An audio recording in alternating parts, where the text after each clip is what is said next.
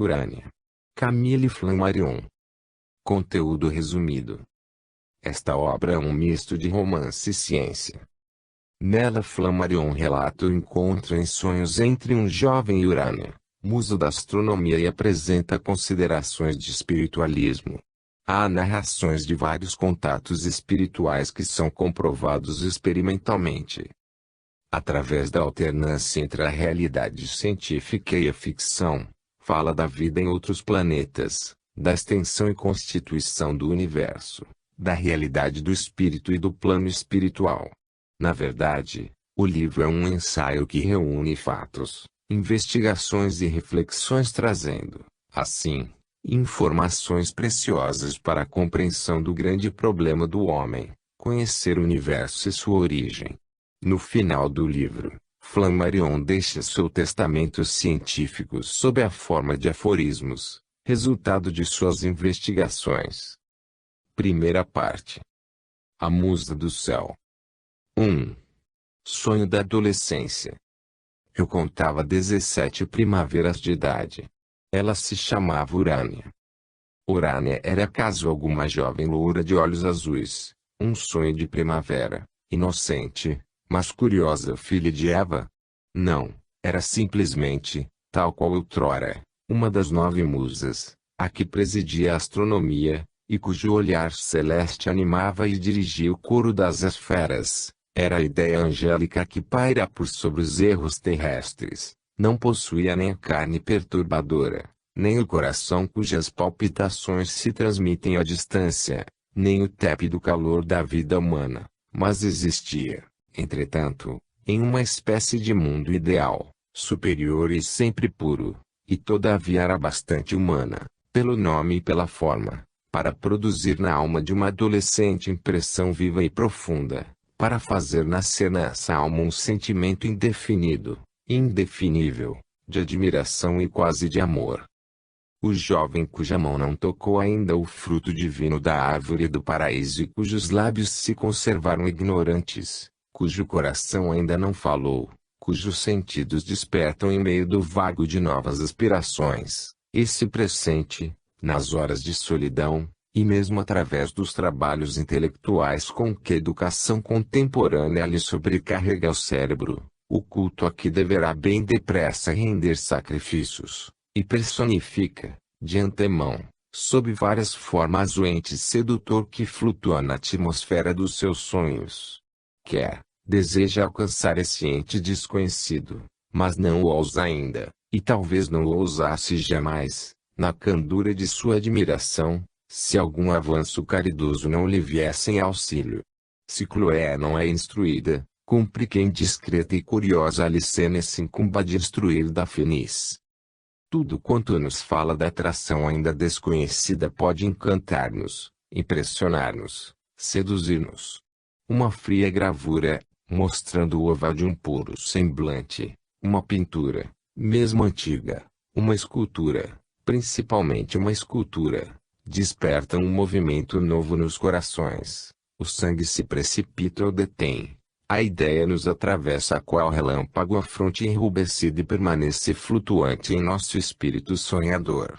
É o começo dos desejos, é o prelúdio da vida, é a aurora de um belo dia de estio anunciando o nascer do sol.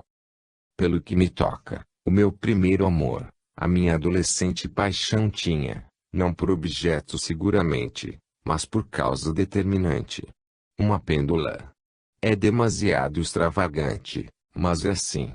Cálculos muito insípidos ocupavam minhas tardes todas, das 2 às 4 horas. Tratava-se de corrigir as observações de estrelas ou de planetas feitas na noite antecedente, aplicando-lhes as reduções provenientes da refração atmosférica, a qual depende também da altura do barômetro e da temperatura.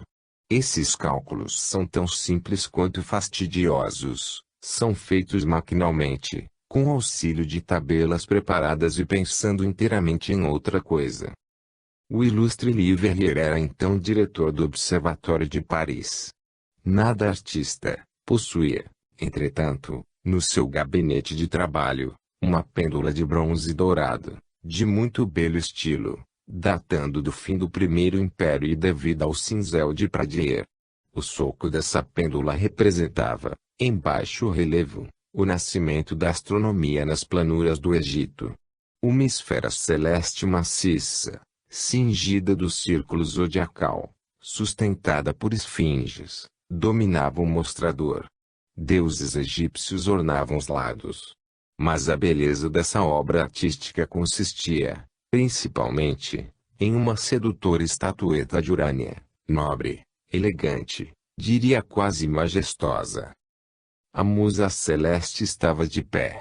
Com a mão direita media, por meio de um compasso, os graus da esfera estrelada, à esquerda, caindo, empunhava a pequena luneta astronômica. Soberbamente planejada, dominava na atitude da majestade e da grandeza.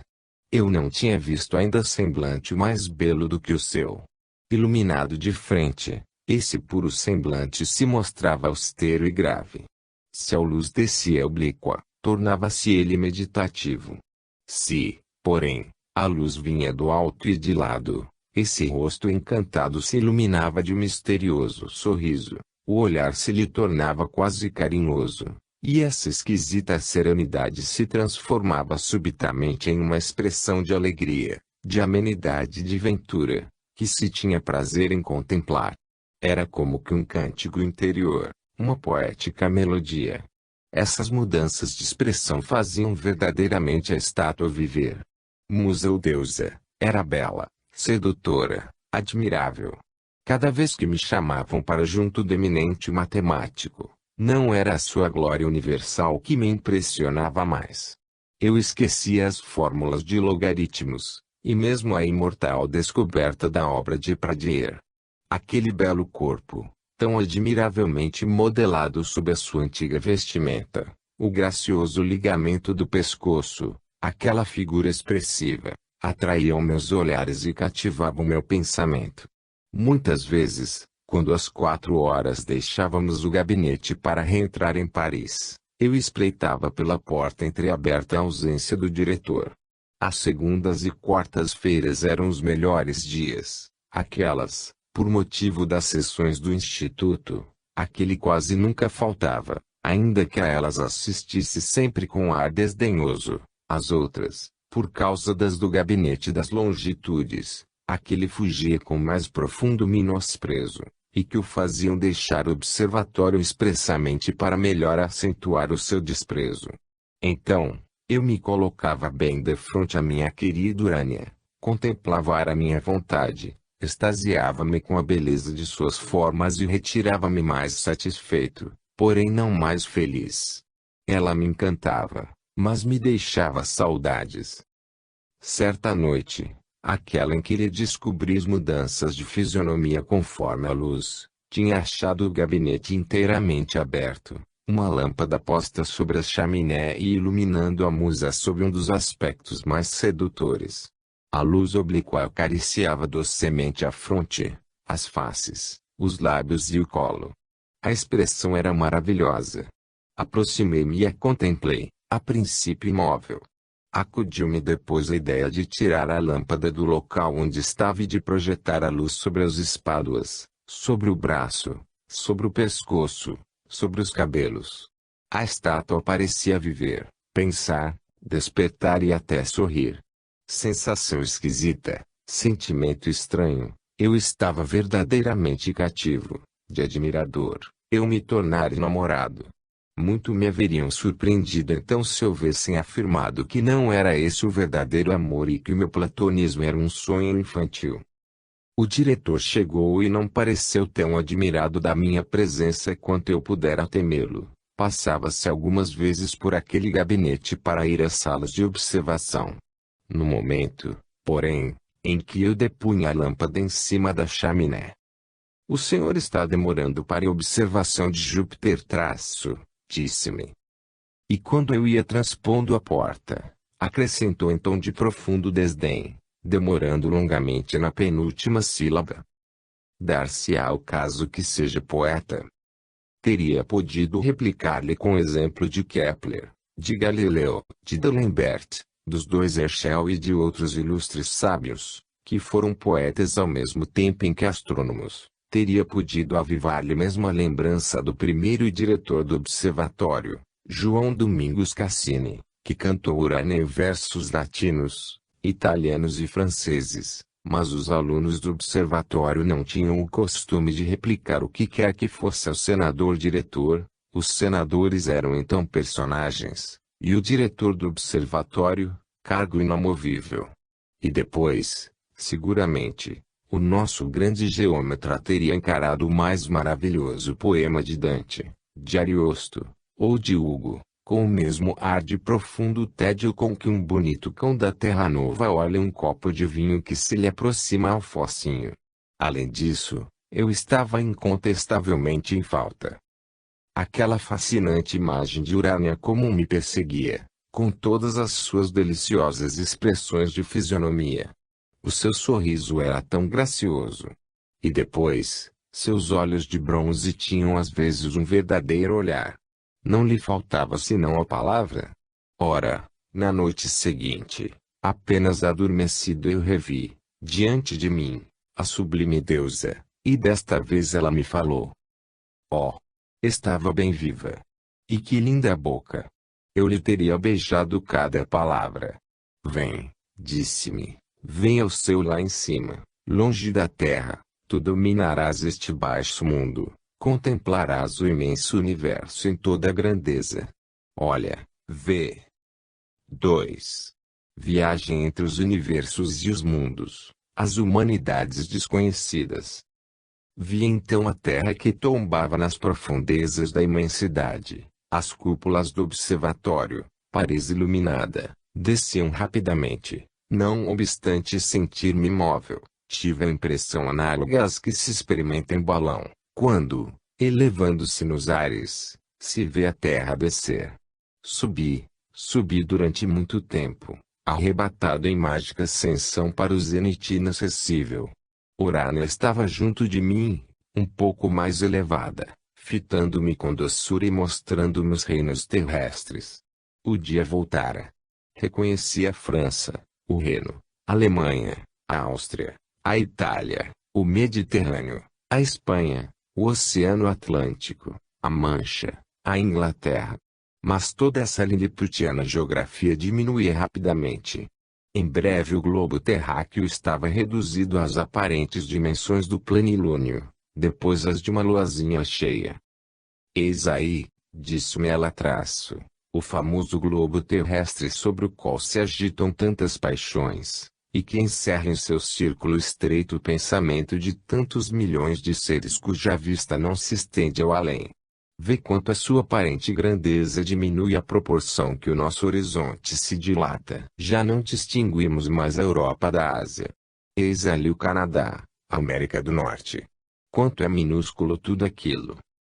Passando vizinho à Lua, eu havia notado as paisagens montanhosas do nosso satélite, os cimos radiantes de luz, os profundos vales cheios de sombras. E teria desejado deter-me para estudar de mais perto essa morada vizinha, mas, sem mesmo dignar-se lançar para ele um simples olhar, Urânia me arrastava em rápido voo para as regiões siderais. Subimos sempre. A Terra, diminuindo de mais em mais, à proporção que nos distanciamos, chegou a ficar reduzida ao aspecto de simples estrela, brilhando com a luz solar no seio da imensidade vazia e negra.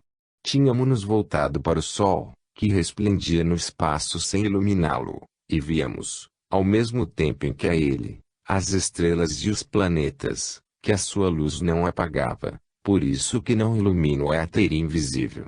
A deusa Angélica mostrou-me Mercúrio, na vizinhança do Sol, Vênus, que brilhava do lado oposto, a Terra, igual a Vênus, comparada em aspecto e em brilho, Marte, cujos mediterrâneos e canais reconheci, Júpiter, com as suas 4 luas enormes, Saturno, Urano.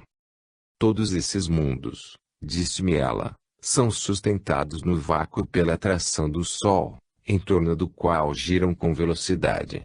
É um todo harmonioso, gravitando em redor do centro. A Terra não é mais do que uma ilha flutuante, uma aldeia dessa grande pátria solar, E esse império solar não é, ele próprio, mais do que uma província no seio da imensidade sideral. Subíamos sempre. O Sol e seu sistema distanciavam-se rapidamente, a Terra não era mais que um ponto, Júpiter mesmo, esse mundo tão colossal, mostrou-se diminuído, e assim Marte e Vênus, a um pontinho minúsculo, apenas superior ao da Terra. Passamos à vista de Saturno, cingido dos seus anéis gigantescos, e cujo só testemunho bastaria para provar a imensa e inimaginável variedade que reina no universo. Saturno, verdadeiro sistema por si, com os seus anéis formados de corpúsculos conduzidos em uma rotação vertiginosa, e com os seus 8 satélites acompanhando-o com um celeste cortejo. À medida que subíamos, o nosso Sol ia diminuindo de grandeza. Bem depressa desceu a categoria de estrela, depois perdeu toda a majestade, toda a hegemonia sobre a população sideral, e não foi mais do que uma estrela, apenas mais brilhante do que as outras. Eu contemplava toda aquela imensidade estrelada, no meio da qual nos elevávamos sempre, e procurava reconhecer as constelações. Estas, porém, começavam a mudar sensivelmente de formas, por motivo da diferença de perspectiva causada pela minha viagem. A Via Láctea estava submersa sob o nosso voo, qual catarata de sóis em fusão, tombando ao fundo do infinito. As estrelas das quais nos aproximávamos emanavam rutilâncias fantásticas, derramando uma espécie de rios de luzes, e radiações de ouro e prata, cegando-nos de fulgurantes claridades. Acreditei ver o nosso Sol, transformado insensivelmente em uma estrelinha, reunir-se à constelação do Centauro, enquanto uma nova luz, pálida, azulada, bastante estranha, chegava da região para a qual Urânia me conduzia. Essa claridade nada tinha de terrestre e não me recordava nenhum dos efeitos que eu havia admirado nas paisagens da Terra, nem entre os tons tão cambiantes dos crepúsculos depois da tempestade, nem nas brumas indecisas da manhã, nem durante as horas calmas e silenciosas do clarão da lua no espelho do mar. Este último efeito era talvez aquele de que esse aspecto mais se aproximava, mas a estranha luz era, e cada vez se tornava mais verdadeiramente azul, não de um reflexo de azul celeste ou de um contraste análogo ao que produz a luz elétrica comparada à do gás, mas azulada igual a se o próprio Sol fosse azul. Qual não foi a minha estupefação, quando me apercebi de que nos aproximávamos, com efeito, de um Sol absolutamente azul, igual a um disco brilhante que houvesse sido recortado nos nossos mais belos seios terrestres, destacando-se luminosamente em um fundo todo negro, todo constelado de estrelas. Esse Sol safira era o centro de um sistema de planetas iluminados pela sua luz. Íamos passar pertinho de um desses planetas. O Sol azul crescia a olhos vistos, mas, novidade tão singular quanto a primeira, a luz com que ele iluminava o dito planeta se complicava de um certo lado com uma coloração verde. Olhei de novo para o céu e avistei um segundo Sol e esse de um belo verde esmeralda. Não acreditava em meus olhos. Estamos atravessando, disse Urânia, o sistema solar de Gama de Andrômeda, do qual ainda não vês mais do que uma parte, pois ele se compõe, na realidade, não desses 2 sóis, mas de 3, um azul, um verde, e um amarelo-laranja. O Sol azul, que é o menor, gira em torno do Sol verde, e este gravita com seu companheiro em redor do grande Sol alaranjado que vais avistar dentro em pouco. Com efeito, vi logo aparecer um terceiro Sol, colorido dessa ardente radiação, cujo contraste com seus 2 companheiros produzia a mais estranha das claridades. Conhecia bem tão curioso sistema sideral, por tê-lo mais de uma vez observado com o telescópio, mas não suspeitava sequer o seu verdadeiro esplendor. Que fornalhas, que deslumbramentos, que vivacidade de cores nessa estranha fonte de luz azul, nessa iluminação verde do segundo Sol, e nessa irradiação de ouro fulvo do terceiro. Mas, havíamos nos aproximado, conforme disse, de um dos mundos pertencentes ao sistema do Sol Safira. Tudo era azul, paisagens, águas, plantas, rochedos, levemente esverdeados do lado que recebia a luz do segundo sol, e apenas tocadas dos raios do sol alaranjado que se erguia no horizonte longínquo. À medida que penetrávamos na atmosfera desse mundo, uma suave música, deliciosa, erguia-se nos ares à semelhança de um perfume, de um sonho. Jamais eu ouvira coisa igual.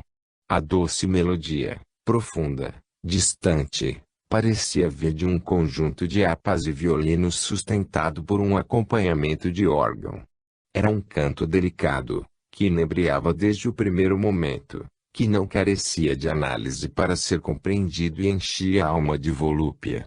Parecia-me que teria ficado uma eternidade a ouvi-lo. Não ousei dirigir a palavra ao meu guia, tanto receava perder-lhe uma nota.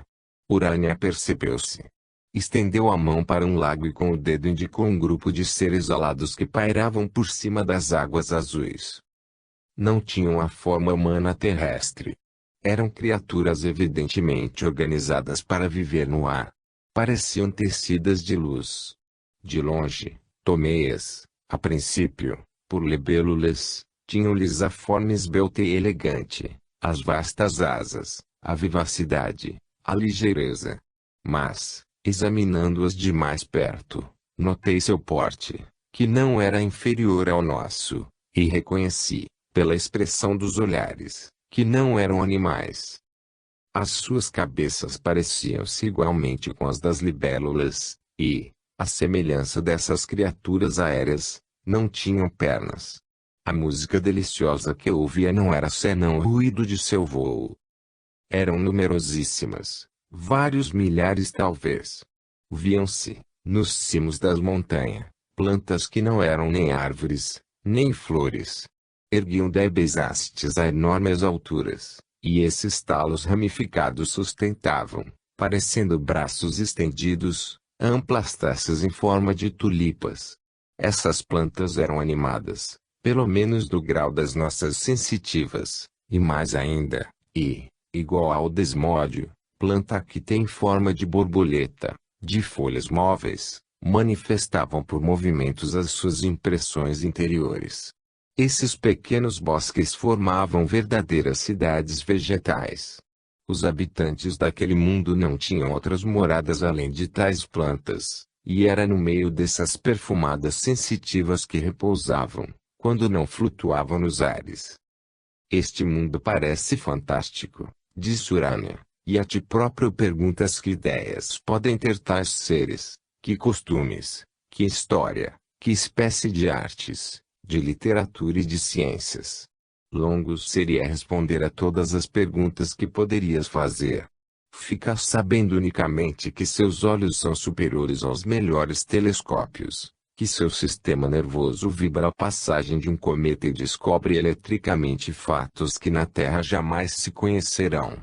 Os órgãos que estás vendo abaixo das asas lhes servem de mãos, mais hábeis que as vossas.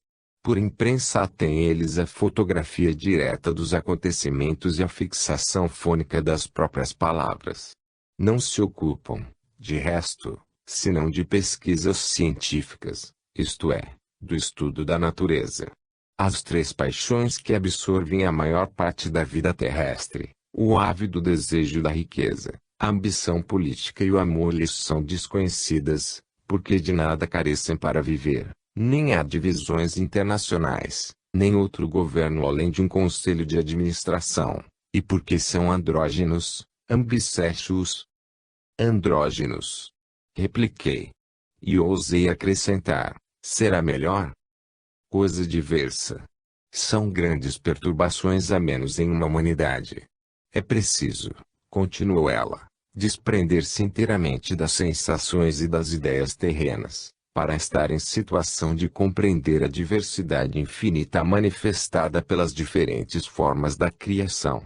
De igual modo que sobre o vosso planeta as espécies têm mudado de idade em idade, desde os seres tão esquisitos das primeiras épocas geológicas até o aparecimento da humanidade, de igual maneira que ainda agora a população animal e vegetal da Terra é composta das mais diversas formas, desde o homem ao coral, desde a ave ao peixe, desde o elefante à borboleta, assim também, e em uma extensão incomparavelmente mais vasta, entre as inumeráveis terras do céu, as forças da natureza têm dado origem a uma infinita diversidade de seres e de coisas.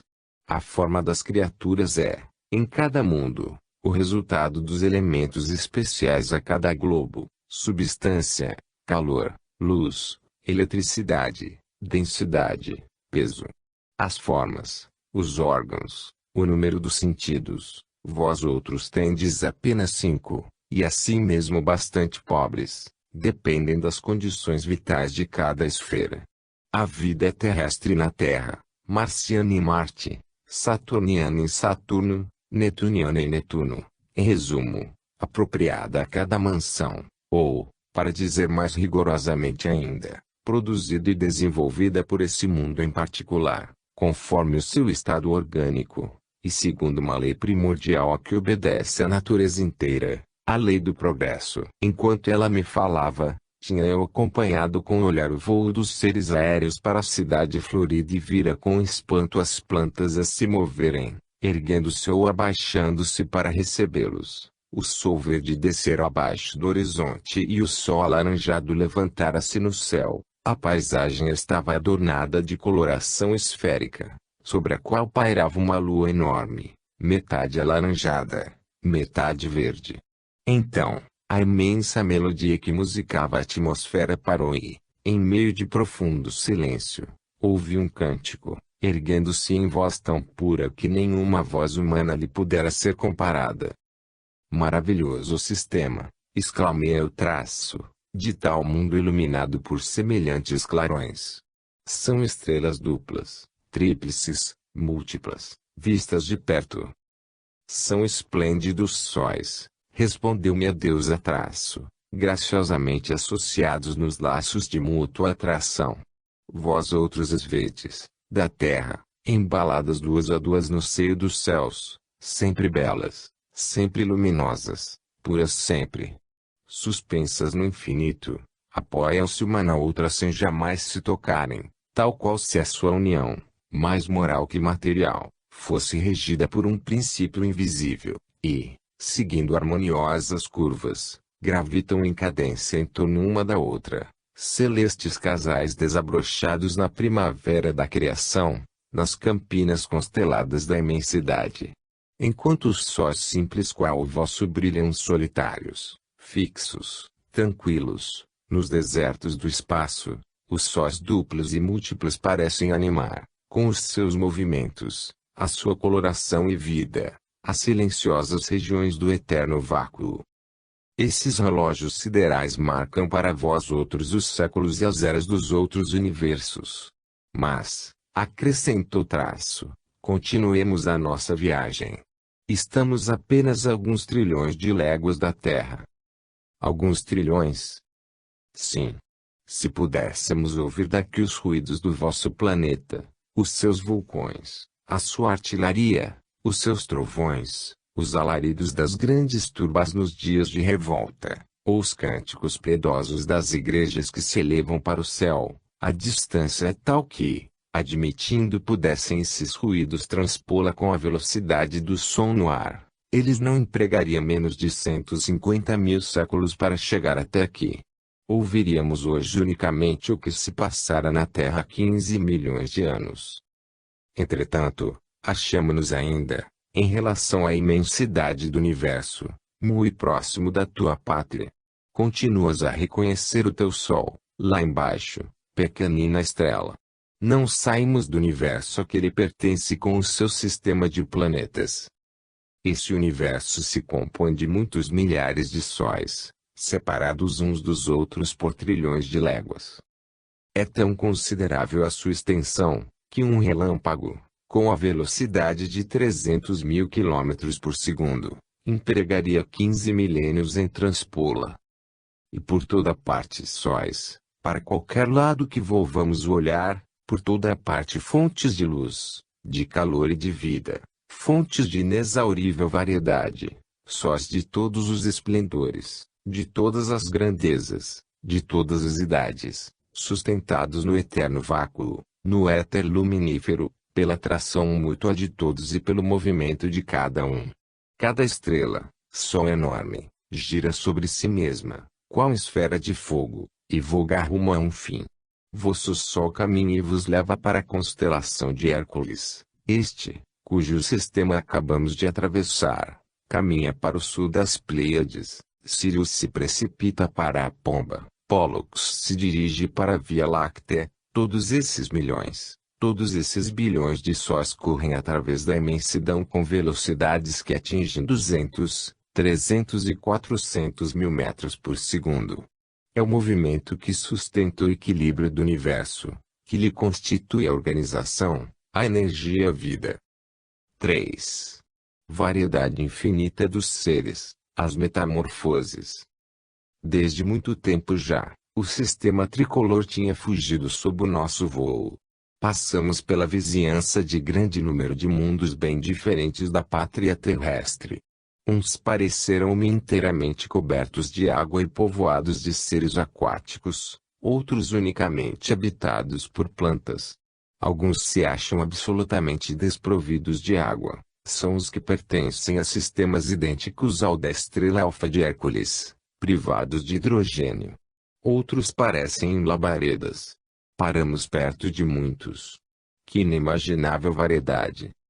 Sobre um dia entre eles, as rochas, as plantas e as paisagens reenviam, durante as horas da noite, a luz que receberam e acumularam no decurso do dia. Talvez o fósforo constitua importante contingente na composição desses corpos. É um mundo muito estranho, onde a noite é desconhecida, embora seja desprovido de satélites. Parece que seus habitantes desfrutam de uma propriedade orgânica muito preciosa. São conformados de tal sorte que percebem todas as funções da manutenção vital do organismo.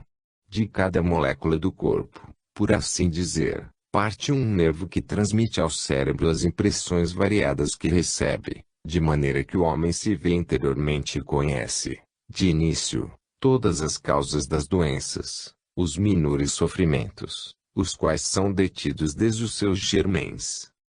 Em outro globo, que atravessamos também durante a noite, isto é, do lado do seu hemisfério noturno, os olhos humanos estão organizados de tal sorte que são luminosos, alumiam, qual se alguma emanação fosforescente irradiasse do seu estranho foco. Uma reunião noturna, composta de grande número de pessoas, oferece aspecto verdadeiramente fantástico, por isso que a claridade, e assim a cor dos olhos, muda conforme as diversas paixões que as animam. Além disso, o poder desses olhares é tal que exercem influência elétrica e magnética de intensidade variável e, em certos casos, podem fulminar, fazer cair morta a vítima na qual se fixe toda a energia da sua vontade. Um pouco mais longe, o meu guia celeste assinala um mundo onde os organismos gozam de preciosa faculdade. A alma pode mudar de corpo, sem passar pela circunstância da morte, muitas vezes desagradável, e sempre triste. Um sábio, que trabalhou a vida inteira pela instrução da humanidade, e vê chegar o fim de seus dias sem haver terminado os nobres empreendimentos, pode mudar de corpo com um adolescente e recomeçar uma vida nova, mais útil ainda do que a primeira. Para essa transmigração basta o consentimento do adolescente e a operação magnética de um médico competente. Vence também, às vezes, dois entes, unidos pelos tão suaves e fortes laços do amor, operar igual mudança de corpo. Após vários lustros de união, a alma do esposo vem habitar o corpo da esposa, e vice-versa, pelo resto da existência. O conhecimento íntimo da vida se torna incomparavelmente mais completo para cada um deles. Vence também sábios, historiadores, desejosos de viver 2 séculos em vez de um, mergulhar em sonos fictícios de hibernação artificial, que lhes suspendem a vida durante metade de cada ano e mesmo mais. Alguns conseguem até viver 3 vezes mais tempo do que a vida normal dos centenários. Momentos depois, atravessando outro sistema, encontramos um gênero de organizações inteiramente diverso e, com segurança, superior ao nosso. Nos habitantes do planeta que tínhamos então sob os olhos, mundo iluminado por brilhante sol hidrogenado, o pensamento não é obrigado a passar pela palavra para manifestar-se. Quantas vezes não tem acontecido, quando uma ideia luminosa ou engenhosa nos vem ocupar o cérebro, querer exprimi-la ou escrevê-la, e, durante o tempo em que começamos a falar ou escrever, sentir já a ideia dissipada, esvaída, obscurecida ou metamorfoseada. Os habitantes desse planeta possuem um sexto sentido, a que se poderia chamar autotelegráfico, em virtude do qual, se o que pensa a isso não se opõe, o pensamento se comunica ao exterior e pode ser lido em um órgão situado mais ou menos no mesmo lugar da fronte humana. Essas conversações silenciosas são muitas vezes as mais profundas e as mais preciosas, são sempre as mais sinceras. Somos ingenuamente dispostos a crer que a organização humana nada deixa a desejar na Terra. Entretanto, não temos muitas vezes lamentado ser a criatura obrigada a ouvir, malgrado seu, palavras desagradáveis, um discurso absurdo, um sermão orgulhoso em vácuo, música péssima, maledicências ou calúnias. As nossas gramáticas têm pretendido que podemos fechar os ouvidos a esses discursos. Assim não é, infelizmente. Não podemos fechar os ouvidos, tal qual fechamos os olhos. Há aí uma lacuna. Fiquei surpreendidíssimo de assinalar um planeta onde a natureza não esqueceu essa particularidade. Porque nos houvéssemos detido nele um momento, mostrou-me Urânia esses ouvidos que se fechavam à maneira de pálpebras e interceptavam radicalmente a transmissão do som.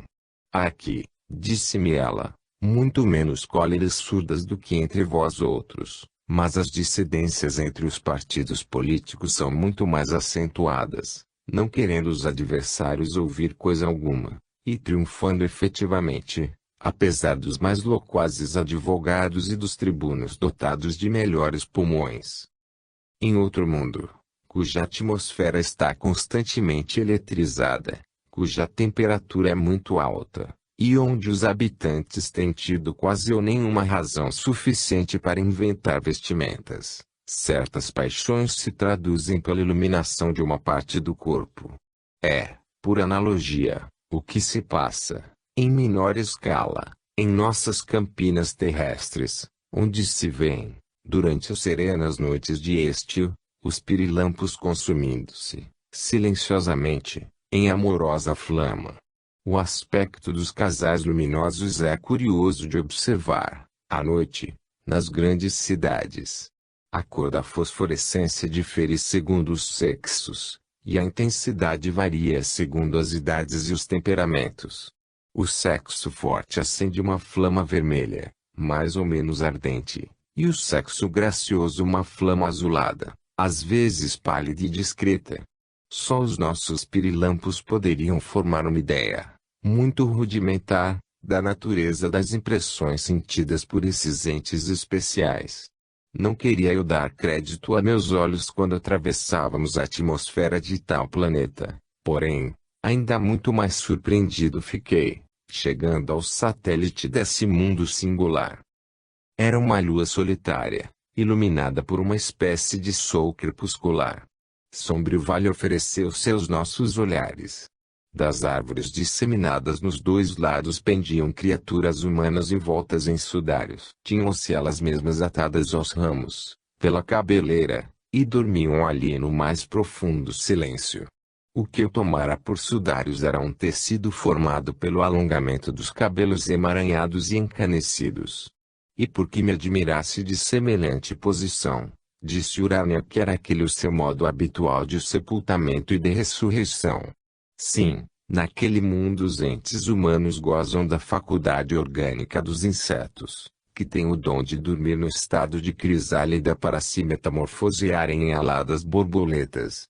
Há nisso uma espécie de dupla raça humana, E os estagiários da primeira fase, os seres mais grosseiros e materiais, não aspiram senão a morrer, para ressuscitar na mais esplêndida das metamorfoses. Cada ano desse mundo representa cerca de 2 séculos terrestres.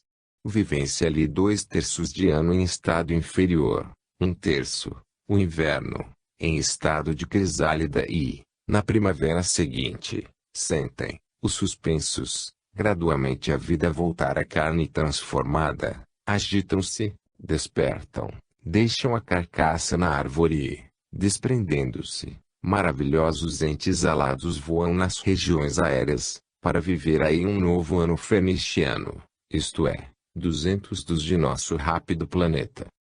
Atravessamos, assim, grande número de sistemas e parecia-me que a eternidade inteira não teria sido bastante longa para permitir-me gozar de todas essas criações desconhecidas na Terra, mas meu guia me deixava apenas o tempo para respirar, e novos sóis e mundos continuavam aparecendo. Em nosso trajeto tínhamos quase abaroado uns cometas transparentes que erravam, quais sopros, de um a outro sistema, cujas humanidades teriam sido novos assuntos de estudo. Os 5 pobres sentidos incompletos, que constituem a nossa bagagem orgânica, são verdadeiramente insignificantes à riqueza de percepções dos seres munidos de 15, 18 e mesmo 26 sentidos diferentes, conforme constatamos em muitas terras do céu. No entanto, a musa celeste continuava a levar-me sem parar, sempre cada vez mais alto, cada vez mais longe, até que, enfim, chegamos ao que me pareceu o subúrbio do universo. Os sóis tornavam-se mais raros, menos luminosos, mais pálidos, a noite se fez mais completa entre os astros e em breve nos achamos no meio de verdadeiro deserto. Os milhares de estrelas que constituem o universo visível da Terra estavam afastados e reduzidos a uma pequena Via Láctea, isolada no vácuo infinito. Eis-nos finalmente, exclamei, nos limites da criação. Olha, respondeu-me ela, mostrando-me o zênite. 4. O infinito e a eternidade, o tempo, o espaço e a vida, os horizontes celestes. Que era verdade? Outro universo descia em nosso rumo. Milhões e milhões de sóis grupados planavam, novo arquipélago celeste, e se iam desenvolvendo qual vasta nuvem de estrelas, à proporção que subíamos. Tentei sondar com a vista, em torno de mim, em todas as profundezas, o espaço infinito, e por toda parte avistei clarões análogos, montões de estrelas disseminados em todas as distâncias. O novo universo em que penetrávamos era principalmente composto de sóis vermelhos, rubis e granadas. Muitos tinham absolutamente a cor do sangue. Sua travessia foi uma verdadeira fulguração. Corríamos rapidamente de sol em sol, mas incessantes comoções elétricas nos atingiam, à semelhança dos clarões de uma aurora boreal. Que estranhos estádios, esses mundos iluminados unicamente de sóis rubros. Depois, em um distrito desse universo, notamos um grupo secundário, composto de grande número de estrelas cor-de-rosa e outras azuis. De súbito, precipitou-se em nosso rumo, e nos envolveu, um enorme cometa, cuja extremidade dianteira semelhava uma goela colossal. Aconcheguei-me com terror à ilharga da deusa, que durante um momento desapareceu da minha vista em luminosa névoa. Mas nos tornamos a encontrar em escuro deserto, pois que esse segundo universo se afastara igual ao primeiro. A criação, disse-me ela, se compõe de um número infinito de universos distintos, separados uns dos outros por abismos de nada. Um número infinito. Objeção matemática, replicou. Sem dúvida, um números, por muito grande que seja, não pode ser presentemente infinito, pois que, pelo pensamento, se pode aumentá-lo sempre de uma unidade, ou mesmo duplicá-lo, triplicá-lo, centuplicá-lo. Lembra-te, porém, de que o momento atual não é mais do que uma porta por onde o futuro se precipita para o passado. A eternidade não tem fim, e o número dos universos será, ele também, sem fim. Além disso, as estrelas, os sóis e os universos não formam um número. Eles são, por melhor dizer, sem número. Olha. Vês ainda, sempre por toda parte, novos arquipélagos de ilhas celestes, novos universos. Parece-me, ó Urânia, que há muito tempo já, e com grande velocidade, estamos subindo no céu sem limites. Poderíamos sempre subir assim, respondeu ela, sem jamais atingir um limite definitivo. Poderíamos vogar para a esquerda, para a direita, para a frente, para trás, para baixo, para não importa qual direção, e jamais, em parte nenhuma, depararíamos uma fronteira. Nunca, nunca um fim. Sabes onde estamos? Sabes que caminho temos percorrido? Estamos no vestíbulo do infinito, tal qual estávamos na Terra. Não temos avançado um único passo. Grande comoção se apoderara do meu espírito. As últimas palavras de Urânia tinham me penetrado até a medula, qual calafrio glacial. Nunca um fim, nunca, nunca. Repetia eu. E não podia dizer, nem pensar outra coisa. Entretanto, a magnificência do espetáculo reapareceu a meus olhos e o aniquilamento cedeu lugar ao entusiasmo. Astronomia! Exclamei. É tudo. Saber estas coisas, viver no infinito. Urânia. Que é o resto das ideias humanas perante a ciência. Sombras, fantasmas. Oh! Disse ela, tu vais despertar na Terra, tu admirarás ainda, e legitimamente, a ciência de teus mestres, mas, fica sabendo, a astronomia atual das suas escolas e dos observatórios, a astronomia matemática, a bela ciência dos Newton, dos Laplace, dos Leverrier, não é ainda a ciência definitiva. Não está lá, meu filho, o fim que busco desde os dias de Hiparco e de Ptolomeu. Vê esses milhões de sóis análogos àquele que dá vida à Terra e, tal qual ele, fontes de movimento, de atividade e de esplendor. Pois bem, esse é o objeto da ciência futura, o estudo da vida universal e eterna. Até hoje, não se há penetrado no templo. Os algarismos não são um fim, mas um meio, não representam o edifício da natureza, mas os métodos, os andaimes. Vais assistir à aurora de um novo dia.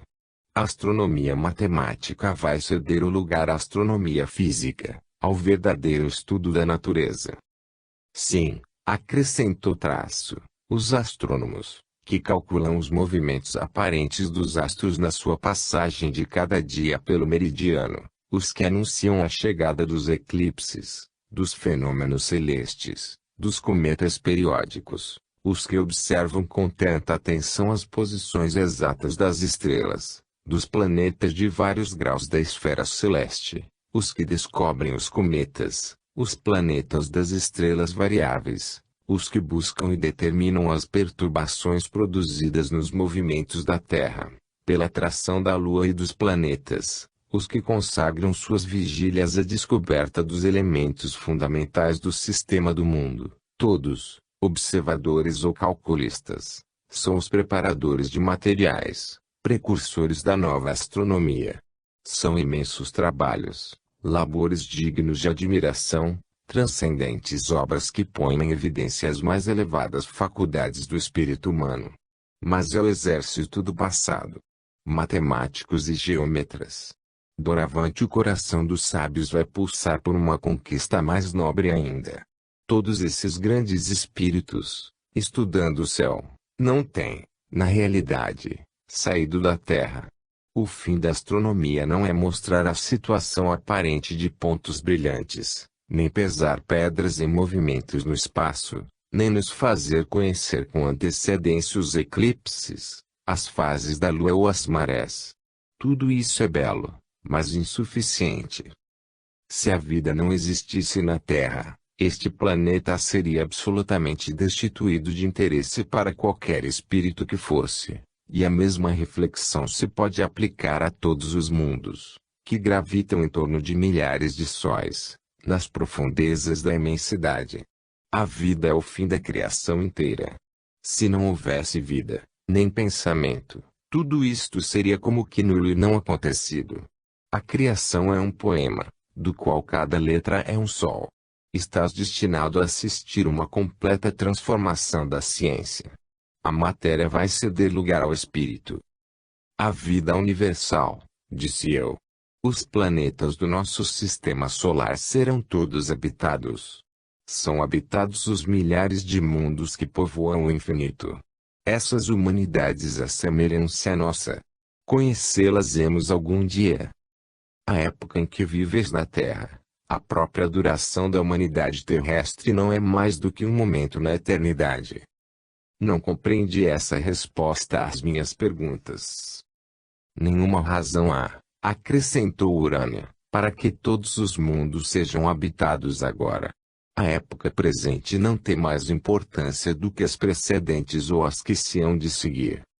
A duração da existência da Terra será muito mais longa, talvez 10 vezes mais longa, do que do seu período vital humano. Em uma dezena de mundos, tomados ao acaso na imensidade, poderíamos, por exemplo, conforme os casos, achar apenas um atualmente habitado por uma raça inteligente. Uns o foram outrora, outros sê-lo-ão no futuro, estes se acham em via de preparação, aqueles têm percorrido todas as suas fases, aqui, berços, além, túmulos, e depois, uma variedade infinita se revela nas manifestações das forças da natureza, não sendo a vida terrestre de modo algum o tipo da vida extraterrestre. Seres podem viver em organizações inteiramente diversas das conhecidas do vosso planeta. Os habitantes dos outros não têm a vossa forma, nem os vossos sentidos. São outros. Dia virá, e muito proximamente, pois que estás chamado a vê-lo, em que o estudo das condições da vida nas diversas províncias do universo será o objeto essencial, e o grande encanto, da astronomia. Bem depressa, em vez de se ocuparem simplesmente com a distância, com o movimento e com a massa material dos vossos planetas vizinhos, os astrônomos descobrir-lhe-ão a constituição física, os aspectos geográficos, a climatologia, a meteorologia, penetrarão o mistério da sua organização vital e discutirão a respeito dos respectivos habitantes. Afirmarão que Marte e Vênus se acham atualmente povoados de seres pensantes, que Júpiter está ainda no seu período primário de preparação orgânica, que Saturno plana em condições inteiramente diferentes das que presidiram ao estabelecimento da vida terrena e, sem jamais passar por estado análogo ao da Terra, será habitado por seres incompatíveis com os organismos terrestres. Novos métodos farão conhecer a constituição física e química dos astros, a natureza das atmosferas. Instrumentos aperfeiçoados permitirão mesmo descobrir os testemunhos diretos da existência dessas humanidades planetárias e pensar em estabelecer comunicação com elas. Eis a transformação científica que há de assinalar o fim do 19º século e que há de inaugurar o 20º. Eu escutava, enlevado, as palavras da musa celeste, que iluminavam para mim, com luz inteiramente nova, os destinos da astronomia e me inundavam de ardor mais vivo ainda. Tinha sob os olhos o panorama dos mundos inumeráveis que rolam no espaço, e compreendi que o fim da ciência devia ser tornar conhecidos esses longínquos universos, fazer-nos viver nesses horizontes imensos. A formosa deusa continuou. A missão da astronomia será mais elevada ainda.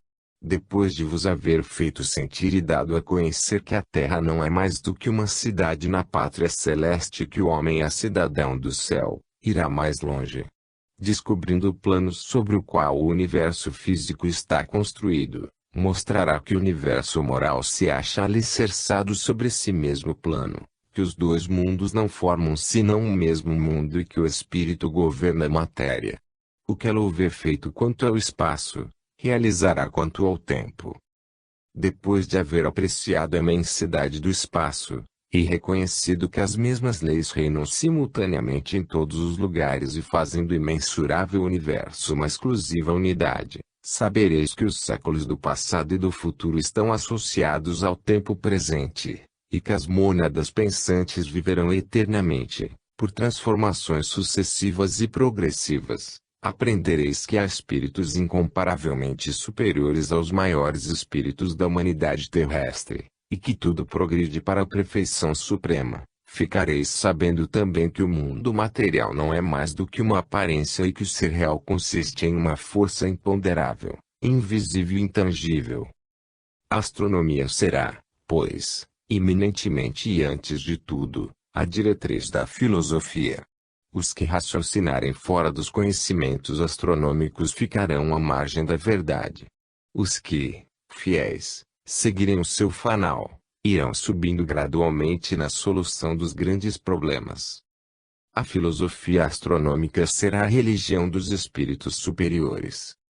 Deves assistir, acrescentou ela, a essa dupla transformação da ciência. Quando deixares o mundo terrestre, a ciência astronômica, que tão legitimamente já admiras, estará de todo renovada, tanto na forma quanto na essência.